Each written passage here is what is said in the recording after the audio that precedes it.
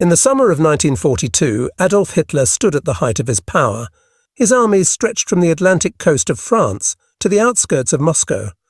The Nazi war machine had crushed Europe beneath its boots, and the Führer believed that destiny itself was on his side. But deep within his pride burned an obsession, a city on the banks of the Volga River that bore the name of his greatest rival, Stalingrad. To Hitler, this was not just another strategic target on the map. It was personal. The mere existence of a city called Stalingrad, named after Joseph Stalin, was an insult to him. Capturing it would not only sever the Soviet Union's vital supply line, but also humiliate Stalin before the entire world. In his mind, the conquest of that city would be the final blow that shattered Soviet morale and proved once and for all that Germany was invincible. As his generals debated over oil fields and supply routes, Hitler's pride eclipsed logic. He ignored the warnings of his high command, who urged him to secure the Caucasus oil before extending his lines further east. But Hitler was not thinking like a strategist anymore. He was thinking like a man obsessed with symbolism. He saw Stalingrad as the heart of Soviet resistance, and he wanted to tear it out with his own hands. Orders were issued, and the Sixth Army under General Friedrich Paulus was chosen for the mission. It was one of the most disciplined and battle-hardened forces in the German military, veterans of Poland, France, and the Eastern Front. They were confident, fearless, and armed with the belief that the war was already won. They had no idea that they were marching into a trap that would consume them all. The road to Stalingrad was long and brutal. The German advance moved swiftly through the southern steppes of Russia, crushing every obstacle in its path. Villages burned, Soviet resistance scattered, and the Wehrmacht seemed unstoppable once again. The Luftwaffe rained fire from above, reducing entire towns to ash. By late August, the front lines were only miles away from their final prize, the city itself. But as the soldiers approached Stalingrad, they saw something that gave them pause. The horizon was black with smoke. The city was burning even before the first German soldiers set foot inside it. Hitler had ordered massive air raids to soften the defences, but all it did was transform Stalingrad into a wasteland of twisted metal and shattered stone. Thousands of civilians were dead. The Volga River ran dark with oil and blood, yet in that chaos the city still lived. Inside Stalingrad, Stalin's orders were clear: are not one step back. There would be no retreat, no surrender, and no mercy. The Red Army, battered and outnumbered, dug into the ruins with a ferocity the Germans had never seen before. Ordinary men and women, factory workers, students, and even children joined the defence. They built barricades out of rubble, turned basements into bunkers, and refused to yield an inch of ground. For them, this was no longer just a war between armies. It was a war for survival, for pride, for the soul of their homeland. Hitler had expected to take the city in a matter of days. Instead, he found himself facing an enemy that would rather die than give up a single street. The deeper the Germans pushed into Stalingrad, the more resistance they met. Every destroyed building became a fortress. Every ruined street turned into a graveyard. The Luftwaffe's bombs had failed to break Soviet morale. They had only created a city that was perfect for defense. The Germans had to fight for every block, every floor, every room. They called it a Rattenkrieg, the Rat War, because that's what it felt like, crawling through the rubble, hunting in the dark, killing in silence. The once glorious army of the Third Reich found itself bleeding for every inch of ground, and still Hitler refused to stop. In Berlin, his generals pleaded with him to change course, to pull back, to consolidate his forces before winter came. But Hitler's obsession had gone beyond reason. He believed that Stalingrad was his destiny, that history itself demanded he conquer it. He didn't see the exhausted faces of his soldiers or the endless miles of broken supply lines. He only saw the city that carried the name of his enemy. For him, taking Stalingrad was no longer a military objective. It was an act of revenge, a personal vendetta against Stalin, against communism, against anyone who dared stand in his way. As the sun set on that burning horizon, the fate of hundreds of thousands of men was already sealed. They didn't know it yet, but the decision born from one man's arrogance would lead to one of the greatest disasters in military history.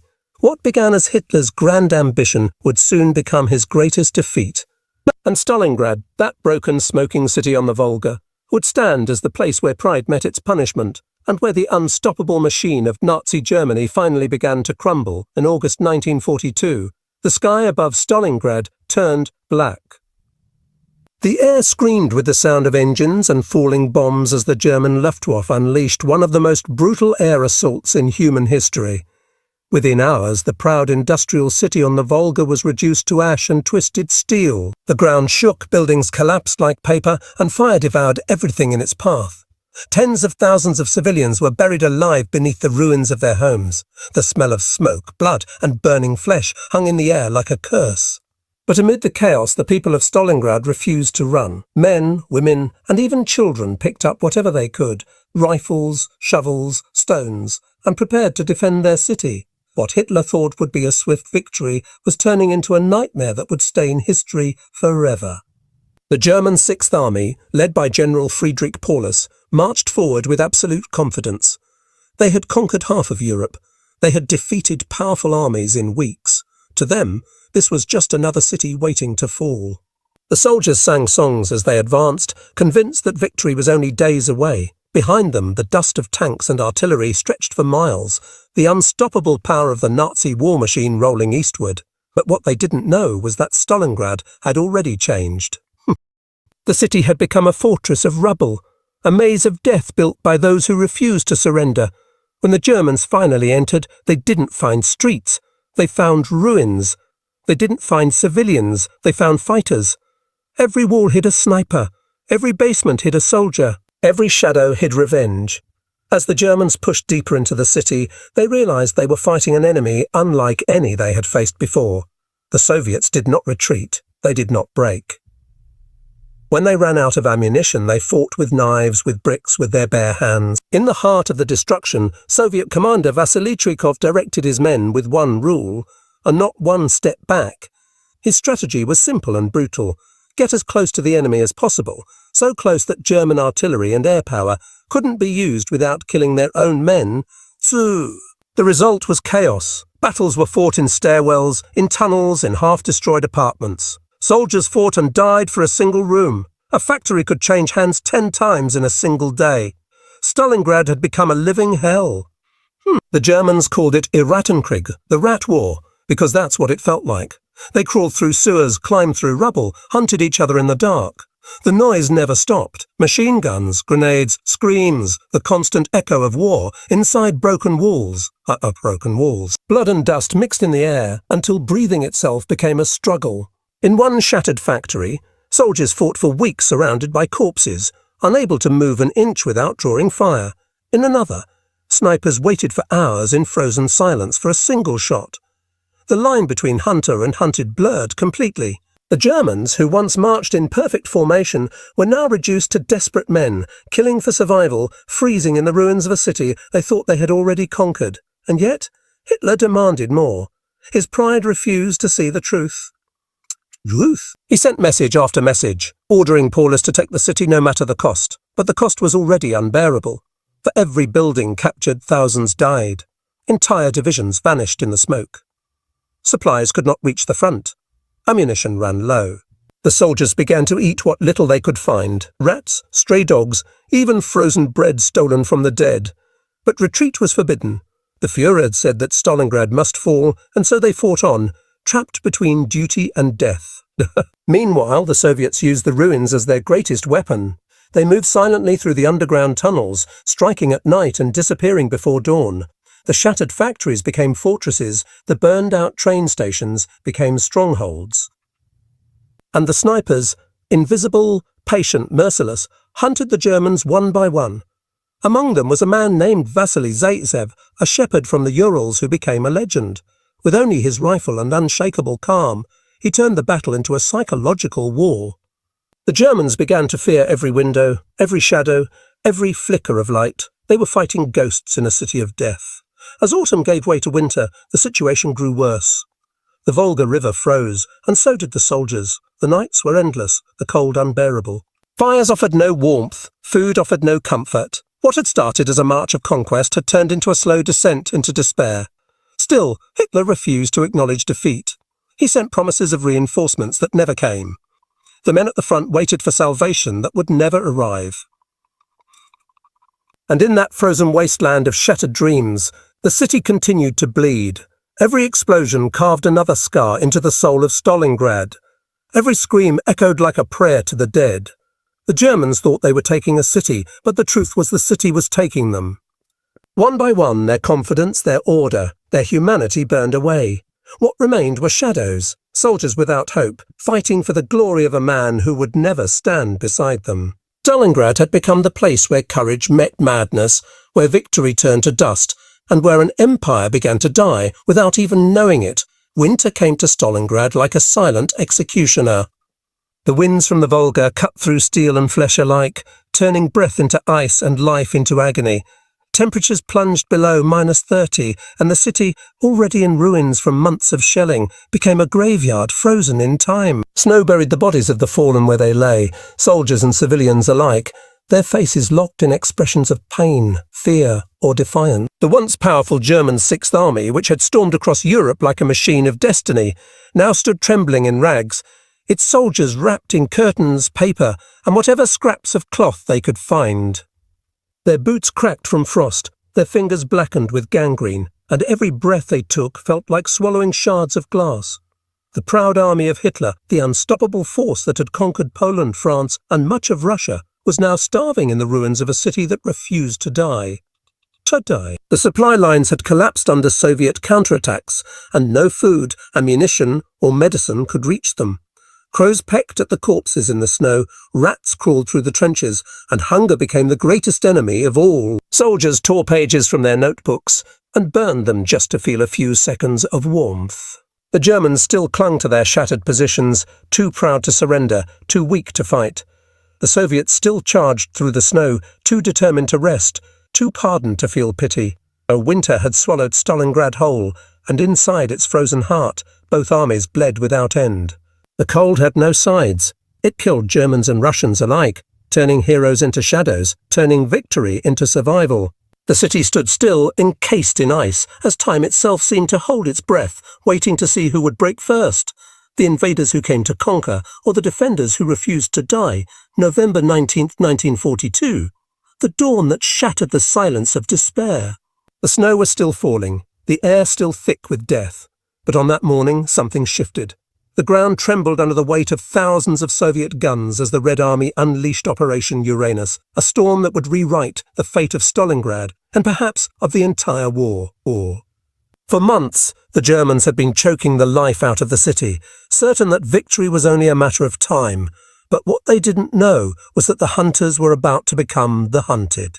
From the frozen steppes north and south of Stalingrad, two massive Soviet fronts surged forward like red waves of vengeance, their engines roaring through the mist, their artillery shaking the earth with a thunder that hadn't been heard since the beginning of the war. The Germans were blind to what was coming. Their eyes were fixed on the ruins of Stalingrad itself, where every block, every broken wall still demanded blood. Hitler had ordered no retreat, no surrender. His obsession with taking the city had turned the Sixth Army into prisoners of their own ambition. They were exhausted, starving and cut off, yet they held their ground because they believed reinforcements would save them. But those reinforcements never came.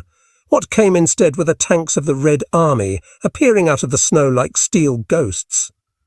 Soviet T-34s tore through the Romanian Italian divisions guarding the German flanks, divisions that were undertrained, under-equipped and unprepared for what hit them. Within hours, entire lines collapsed. Thousands fled in panic. The proud Wehrmacht that had conquered Europe began to crumble from the edges inward, trapped in the jaws of a plan they never saw coming. The Soviets struck with precision and fury. Their soldiers advanced through blizzards and minefields, through explosions and screams, driven by a rage that had been boiling since the first German bomb fell on their homeland. The sound of their artillery was endless, a continuous roar that drowned out thought itself. Columns of Soviet infantry marched through fire and ice, their red banners whipping in the wind as they closed in from both sides. It wasn't just a counterattack, it was retribution. Villages and fields that had once been painted with German flags now burned in Soviet flames. Frozen rivers cracked under the weight of advancing tanks, and the white snow turned black with oil and blood. Inside Stalingrad, the German Sixth Army was still fighting, still clinging to the ruins of factories and shattered houses. They didn't know that, far beyond the city, their fate had already been sealed. By November 23, the northern and southern Soviet forces met at the town of Kalach, completing the encirclement. The trap slammed shut with over 300,000 Axis troops inside, Germans, Romanians, Italians, all cut off from the outside world. The greatest army on earth was now surrounded by those they once called inferior. The hunters had become the prey. Radio messages flooded in from Stalingrad, desperate pleas for orders, for help, for hope, for hope. For hope, the only voice that answered was Hitler's, distant and cold, commanding them to hold the line. "You will fight where you stand," he said. "A relief will come." But relief was a lie, and deep down every man trapped in that frozen hell knew it. As the Soviets tightened their grip, the sky above Stalingrad filled with the echo of endless bombardments. The city shook, not from the Germans now, but from the fury of the Red Army taking back what was theirs. Soviet artillery rained destruction day and night, smashing German strongholds into dust. In the distance, Soviet soldiers could hear the cries of German officers on intercepted radios. Confusion, panic, disbelief. The great machine of the Wehrmacht was breaking apart, piece by piece, by piece. Tanks ran out of fuel, planes ran out of runways, and soldiers ran out of hope. The once proud Sixth Army, the symbol of Nazi might, was now trapped in a circle of fire and ice, surrounded by enemies on all sides, with nowhere to go and nothing left to fight for but the illusion of obedience. The Soviets pushed forward relentlessly, cutting off supply routes and hunting down any attempts to break free. They advanced like wolves through the snow, one step at a time, their faces set in grim determination. The frozen corpses of German soldiers marked the path of their advance, reminders of the cost of pride and blind loyalty. Inside the German lines, discipline collapsed. Soldiers began to whisper words forbidden by their leaders, encircled, trapped, doomed. Their generals tried to restore order, but their maps no longer matched the reality outside. The ring around them was closing, the space shrinking with every passing day. From above, the German High Command ordered supplies to be flown in by air. But the winter skies were merciless. Soviet anti-aircraft guns filled the heavens with steel. Most planes never made it through, and those that did brought too little, too late. Bread rations were cut to almost nothing. Ammunition was shared between units. Men began to freeze in their trenches, their rifles slipping from lifeless fingers. Yet still they were told to fight. Hitler promised that a great rescue was being prepared, a new offensive that would break the encirclement and save them all. But as days turned into weeks, the rescue never came. The snow kept falling, the circle kept tightening, and the hope kept dying. Operation Uranus was not just a military maneuver. It was the moment the world saw the empire of fear begin to fracture. The Soviets had done the impossible. They had surrounded the army that once seemed unstoppable. Every explosion, every shell, every scream from the battlefield carried the same truth. The tide had turned. The Germans were no longer advancing across continents. They were fighting to survive inside a frozen tomb. The Red Army had risen from the ashes of defeat, and in the blinding white of the Russian winter, the shadow of Nazi invincibility finally began to fade. The new year of 1943 opened with silence over Stalingrad, but it was the silence of death, not peace. Snow lay deep across the ruined city, covering the bodies that littered the streets, the courtyards, the cellars where soldiers had once prayed and bled. Inside the shattered ruins, the once mighty German Sixth Army waited for orders that would never save them. The encirclement was complete, the supplies were gone, and the will that had once driven them across continents was breaking under the weight of hunger, cold, and despair. The men who had once marched proudly behind the swastika now moved like ghosts among the wreckage of their own defeat, their uniforms hanging loose on their starved bodies, their eyes hollow and sunken, their breath clouding the freezing air, as they whispered to one another about home, about food, about God. Their commander, General Friedrich Paulus, had been promised relief. Hitler had sworn that the Führer would never abandon his soldiers, that the Luftwaffe would bring food and ammunition, that a great counter-offensive led by Field Marshal Manstein would break the Soviet ring. The sky was alive. The planes that did arrive brought barely enough supplies for a single day, and every attempt to break through was crushed beneath Soviet fire. The Red Army had surrounded them with iron and snow, cutting off every escape route, every hope of survival. Days turned into weeks, and the Sixth Army, once the pride of the Reich, began to rot from the inside. Men ate horse meat, then dogs, then boiled leather. Some whispered that they had eaten worse. Frostbite devoured fingers and toes, and those who could still walk dragged the dying into corners just to steal their coats. The city that Hitler had called the key to victory had become a frozen grave for hundreds of thousands. The Soviets tightened their grip with mechanical precision. Artillery shells fell like thunder, turning every moment into a storm of fire and ice. Tanks rolled through the ruins that had once been streets, crushing what little resistance remained. Soviet soldiers advanced cautiously, their bayonets gleaming in the cold light, stepping over frozen corpses, over weapons that no one had the strength to fire anymore. For the first time in years, the Germans were the ones who were hunted, cornered, and afraid. Cornered and afraid. Their radios crackled with desperate voices, officers begging for permission to surrender, for the chance to live. But Hitler's command was absolute. You will fight to the last man. The Sixth Army will stand fast. To him, surrender was worse than death. To the men trapped in Stalingrad, death was already a companion. By late January, Paulus knew the truth. There would be no rescue, no miracle, no way out. The Soviets were closing in from every direction, their fire growing heavier by the hour. His headquarters was a cellar beneath a ruined department store, filled with the stench of unwashed men and the moans of the wounded. He sat wrapped in a blanket, his eyes blank, listening to the sound of his empire collapsing above him. When the final Soviet assault began, there was no glory left to defend. The Germans fired until their ammunition ran dry, then fought with knives, with shovels, with their bare hands. The snow was red again, the air filled with the sound of screams and shattering walls. And then, suddenly, it was over. On January 31, 1943, Paulus surrendered. The last remaining pockets of resistance fell within days. More than 90,000 German soldiers were taken prisoner, most of them sick, starving, or too weak to stand. Few of them would ever see home again. Of the more than 300,000 men who had entered Stalingrad, less than 1/10 survived. The rest were buried in the snow, their names erased by the wind. The Soviets raised their flags over the ruins, their faces marked not with joy but with exhaustion. They had defended their city, but at a cost that could never be measured. Over 2 million lives, soldiers, civilians, men, women, children, had been consumed by the inferno of Stalingrad. The world watched in stunned silence. The myth of German invincibility had been shattered. The war that Hitler had once believed he could control had turned against him. Stalingrad was no longer just a battle, or was a turning point, a symbol of resistance, of endurance, of the unbreakable will of a people who refused to kneel. The defeat echoed through every front, through every occupied city, through the minds of every soldier who still believed the Reich could not fall. In Berlin, Hitler raged and cursed, unable to comprehend how an army that had once taken half of Europe could die in a single city. In Moscow, Stalin watched with cold satisfaction as his prophecy came true. They will break on the Volga. The ruins of Stalingrad stood silent beneath the falling snow. The streets were lined with frozen corpses, shattered tanks, and the twisted bones of buildings that had been burned and bombed beyond recognition. But in that silence, something eternal remained, a message carved into the heart of history.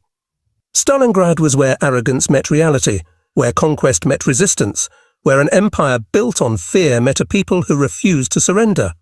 It was where the tide of the Second World War began to turn, not through speeches or politics, but through the unimaginable suffering of those who refused to yield.